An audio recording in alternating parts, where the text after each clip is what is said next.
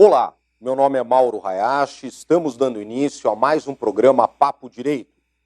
Ontem tivemos a sessão do STF que decidiu conhecer, ou seja, aceitou julgar o mérito do habeas corpus impetrado pelo ex-presidente Lula e que também concedeu liminar para que ele não seja preso até o julgamento do mérito pelo plenário, que ocorrerá agora no próximo dia 4. Independentemente da adesão do TRF4, que julgará no dia 26 os embargos de declaração no processo que condenou o senhor Lula e que encerraria o segundo grau de jurisdição. Esse julgamento, em especial, está me causando grande desconforto, como advogado e como apaixonado pelo direito. Nos grupos de mensagens e em redes sociais, percebi uma enorme revolta com a decisão, o que reflete de forma negativa para a justiça e para todos nós que nela atuamos. Mas o que me incomoda, o resultado do julgamento em si, se o Lula será preso ou não. Claro que como cidadão que presenciou as atrocidades e os desmandos institucionalizados do governo petista, tenho minhas convicções, mas não é esse o ponto que gostaria de discutir agora. Como já conversamos anteriormente, a Constituição Federal tem conceitos bastante elásticos, que permitem interpretações variadas, ambíguas e até conflitantes, e que nenhum direito fundamental é absoluto, como ensinou nosso último convidado, o professor Marcos Vasconcelos. Significa dizer que é plenamente possível decisões tanto que afastam o cumprimento provisório da pena depois do julgamento em segunda instância, quanto o contrário, com argumentos legais e absolutamente de acordo com o texto constitucional. O que me incomoda e me causa revolta é a instabilidade do direcionamento da interpretação da Constituição. Ela, que é a principal norma de um país, é regida para perdurar, para vencer as barreiras da evolução social e, por isso, contém conceitos amplos e genéricos, para que a interpretação acompanhe a evolução da sociedade. Muitos não sabem, mas a Constituição pode ser alterada por emendas, que são votadas pelo Legislativo, mas também pode ser alterada não em seu texto, mas em sua essência, em sua interpretação, pela denominada mutação constitucional, realizada em geral pelo Judiciário, para acompanhar as mudanças sociais, e todos os estudiosos do direito concordam que essa forma de alteração deve ser lenta e gradual. Nesse sentido, em que pese desde 1988 ser objetivo da República promover o bem de todos, sem preconceito de origem, raça, sexo, cor, idade e quaisquer outras formas de discriminação, somente em 2011, 23 anos depois, o STF reconheceu a possibilidade da união estável entre pessoas do mesmo sexo, excluindo o significado contrário do artigo 1723 do Código Civil, que previa expressamente que é reconhecida como entidade familiar a união estável entre homem e a mulher, etc, etc. Esse entendimento acompanhou a evolução da sociedade, mas demorou 23 anos, desde a promulgação da Constituição de 1988, para ser reconhecido. Quanto à constitucionalidade da prisão depois do julgamento em segunda instância, a história é totalmente diferente. O STF, antes de 2009, era majoritariamente favorável à possibilidade de prisão, até que o plenário alterou o entendimento, o que perdurou por 7 anos, até 2016, quando se decidiu em plenário, novamente, em 3 casos distintos, que era possível a prisão depois de esgotada a jurisdição da segunda instância.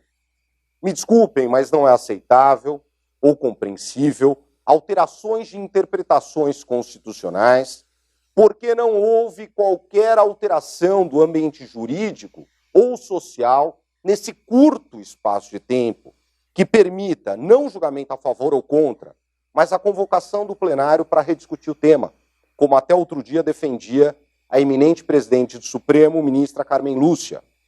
A colocação em pauta do habeas corpus impetrado pelo ex-presidente Lula para rediscutir o tema somente reforça a opinião popular de que o próprio STF, guardião da Constituição, não respeita seus termos, em especial de que todos são iguais perante a lei. O STF, portanto, para direcionar a interpretação da Constituição, não está se submetendo à evolução social, mas a interesses individuais e pontuais, desvirtuando o importante e indispensável instituto da mutação constitucional, que, reitero, somente é admissível quando ocorre de forma lenta e gradual, da mesma forma que acontece com a evolução da sociedade.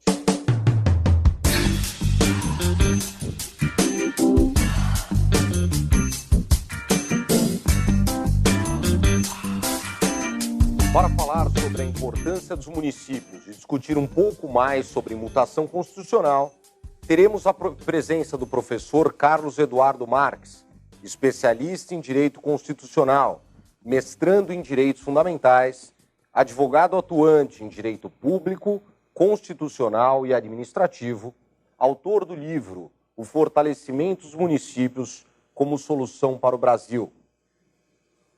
Professor, seja bem-vindo. Temos no Brasil mais de 5 mil municípios, com autonomia política, administrativa e financeira. De forma geral, por que o professor acredita que o fortalecimento dos municípios pode ser a base para um Brasil mais próspero? Em primeiro momento, gostaria de agradecer o convite. Um grande prazer. É um grande prazer da minha parte também me encontrar aqui, tendo esse bate-papo com o senhor também, nobre colega de profissão, advogado também, Dr. Mauro Hayashi. Dr. Mauro Hayashi, com a redemocratização do Brasil na década de 80,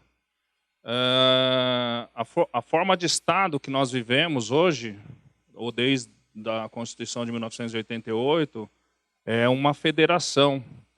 E a federação, o que é? Repartição justamente de competências políticas, financeiras, administrativas, entre os entes federados. Quem são os entes federados? A União Federal. Quando falamos de União Federal, lembramos Brasília, Congresso Nacional, Supremo Tribunal Federal, etc. Os Estados-membros, por exemplo, São Paulo é um Estado-membro, Minas Gerais, Rio de Janeiro, Espírito Santo, e assim sucessivamente. Temos 26 Estados-membros, mais o Distrito Federal, né? E os municípios, que hoje nós chegamos à monta de 5.570 municípios espalhados por todo o Brasil, que também, como o senhor já adiantou, tem competências políticas, administrativas e financeiras. Na graduação, professor, me pairava a dúvida, ou como podia um Brasil com 5 regiões praticamente distintas, com as suas características peculiares, Nordeste, Norte, Centro-Oeste, Sudeste, Sul, como que o país em si poderia ser administrado. Aí ouvia-se muito falar, nós jovens na academia, né, na graduação, cheio de sonhos e esperanças e tudo mais. E eu, nos meus pensamentos, né, puxa, mas a região Nordeste tem suas características, é muito diferente da região Sul, que é diferente da região Norte. Sim. Fica complicado uma administração central, né? Mas, na minha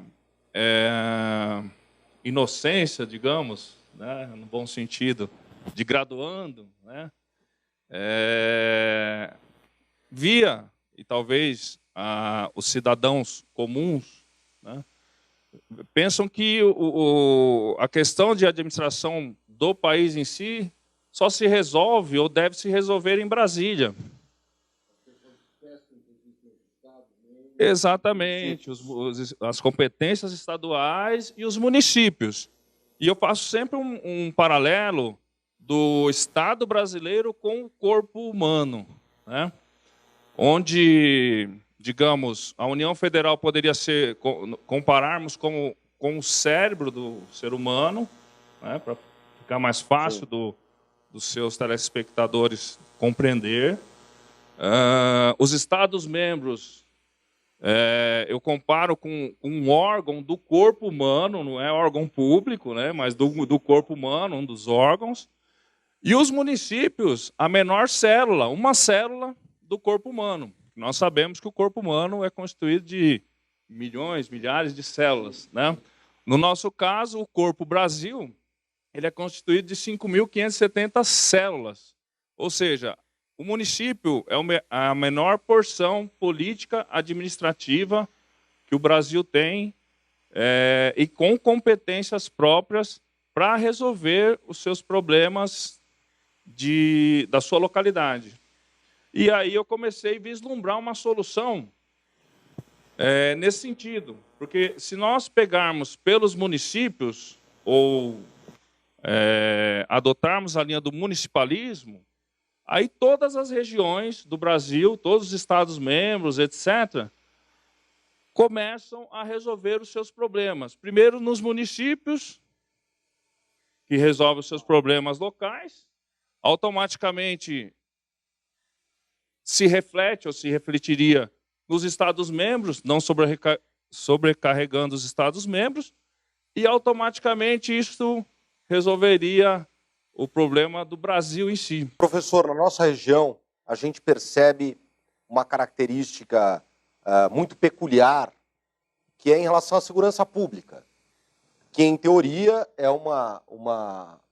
um item de competência estadual, mas que os municípios em Santana de Parnaíba, em Barueri, acabam absorvendo pelas guardas municipais e até substituindo a polícia militar, né? Quais as competências do município que são mais importantes para fortalecer o país, na visão do professor? Mauro, com relação à segurança, que foi a sua primeira colocação, sim, nesse sentido, a Constituição fala, no seu artigo 144, quem são as polícias de Estado, seja federal, sim, Estado, país, né? Seja dos Estados-membros, a PM, etc., né?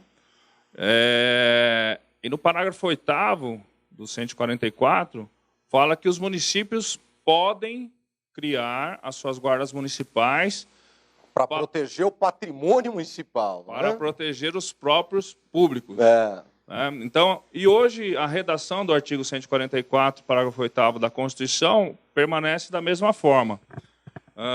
Tivemos recentemente promulgada o Estatuto das Guardas Municipais, que é uma lei federal, ou seja, devemos lembrar que a Constituição é a lei maior do país, a lei federal está abaixo da Constituição e deve respeitar a Constituição.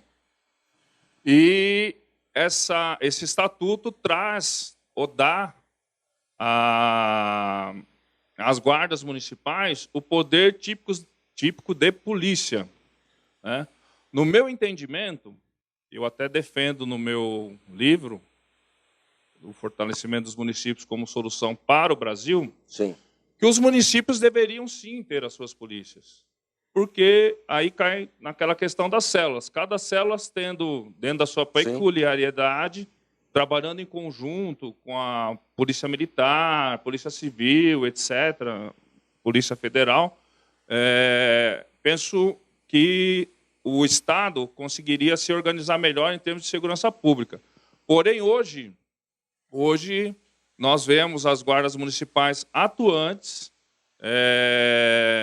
muitas vezes, tanto dando suporte à Polícia Militar, muitas vezes à Polícia Civil, e fazendo, às vezes, sozinha o papel de polícia mesmo. Exato. Como constitucionalista que sou, compreendo que, de duas uma, para não ter nenhuma imperfeição ou incorreção ou inconstitucionalidade, a Constituição Federal de 88 deve sofrer uma emenda constitucional no sentido de no artigo 144, dizer que as guardas municipais, uma vez criadas, também são polícias. Eu concordo. Senão, me parece que há um vício de desvio de... Não é o desvio de função maléfico, mas claro. A Constituição hoje, o ordenamento constitucional fala, os municípios podem criar as guardas municipais para proteção do patrimônio público. Então, é para a proteção do patrimônio público. O que falamos muito até em programas anteriores é que o legislador deve se adaptar à realidade também que o país vive. E falamos isso sobre as associações de moradores, os loteamentos fechados, e cabe aqui também. A atuação da polícia, da Guarda Civil, é uma realidade nos municípios, especialmente nos municípios do interior, a atuação delas como polícia realmente, e não só como guarda municipal do patrimônio público municipal, né? Inclusive, até mandar os meus parabéns para a atuação das polícias, das guardas municipais de Barueri e Santana de Parnaíba, que fazem um trabalho excepcional, substituindo, inclusive, a Polícia Militar, que tem, pelo menos em Santana de Parnaíba, um efetivo muito reduzido. Né? Um grande abraço. E, olha, uma curiosidade, eu recebi um vídeo ontem de que o comandante da Guarda Civil Municipal de Pirapora do Bom Jesus, que também nos assiste, foi preso outro dia, porque fazia parte de uma quadrilha que assaltava chácaras, enfim. Uma curiosidade só. Ele era comandante da Guarda Municipal de Pirapora do Bom Jesus há 10 anos. Uma infelicidade, não é? Falando em desvios, né? No interior existe uma barreira que não acontece normalmente com tanta intensidade no governo, na União e nos governos estaduais, que é a grande interferência da política no dia a dia, nas votações, nas eleições, fazendo com que grande parte das câmaras municipais sejam ocupadas por indicados do próprio prefeito, do chefe do executivo municipal. O que inviabiliza uma das funções do legislativo, que é fiscalizar o poder executivo, não é? Que outras formas de fiscalização externa existem sobre os municípios? Mauro, na verdade, o texto constitucional fala que as câmaras municipais devem fazer leis e fiscalizar o executivo municipal, mas concordo com você, muitas vezes esse comando constitucional não é cumprido, não é? E a fiscalização dos atos do executivo em termos externos, primeiro o cidadão também tem que se conscientizar que nós vivemos numa República Federativa do Brasil, ou seja, de coisa pública, né? E ele é o primeiro fiscal de todos os atos, seja do legislativo, do executivo, do judiciário, da República, porque todos esses poderes existem para administrar, gerir, né, a administração pública. Num segundo momento, ainda como forma de Estado, temos o próprio Ministério Público, que também tem competência de fiscalizar, ainda que como custos legis, né, fiscal do cumprimento da lei, e ele, tendo ciência de autoria, materialidade, indícios de autoria, materialidade de crimes, inclusive de improbidade administrativa, etc., ele tem competência e dever de instaurar o devido inquérito policial, se for o caso, depois ingressar com a ação penal competente, e assim por diante.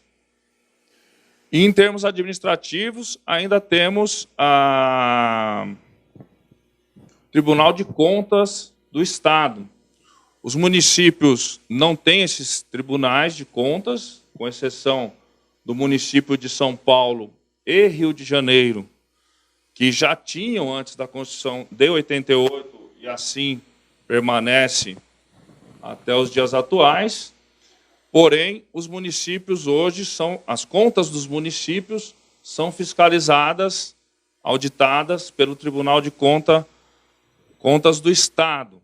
Mas lembrando que o parecer prévio do Tribunal de Contas do Estado, se colocado em votação na própria Câmara Municipal, exatamente, e aí pode virar, né, um círculo vicioso, por 2/3 da composição da Câmara, se eles entenderem que o Tribunal de Contas, em tese, não tem razão ou não cumpriu sua função, é uma espécie de derrubada da tomada de decisão. Fragiliza as decisões dos tribunais de contas. E um outro instrumento que é muito importante, e penso que deve ser muito mais utilizado pelos cidadãos, são as ações populares, que, inclusive, o Constituinte originário coloca como direito fundamental do cidadão. Ele não precisa, num primeiro momento, de advogado, basta ele verificar o desvio da função pública, do meio ambiente, tem todas essas situações bem descritas no artigo 5º da Constituição, que ele pode ingressar com uma ação popular visando a anular esse ato. Também uma curiosidade, né? Que a filha do Roberto Jefferson, né? Sim.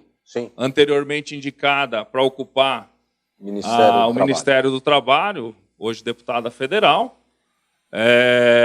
não foi, o desfecho dela não ocupar o cargo de ministra de Estado começou por meio de uma ação popular.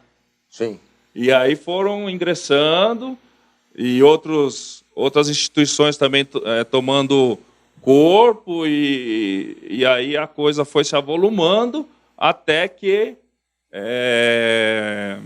culminou na desistência da indicação dela. Então, veja, uma ação popular que o cidadão comum pode ingressar, mexendo, inclusive, com ministros de Estado. É importante para o telespectador entender que a democracia não é exercida somente pelo voto.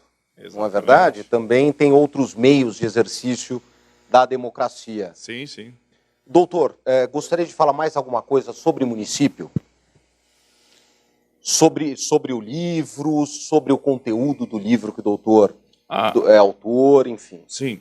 Na verdade, deixar também fazer esse contraponto, doutor Mauro, que nós temos essa tendência de criticar muito a administração pública, etc., e realmente tem suas mazelas, ninguém aqui também está sendo defensor de um lado ou de outro, digamos, se é que tem lado, né? Porque tudo é administração pública em bem do cidadão. Deveria ser, né?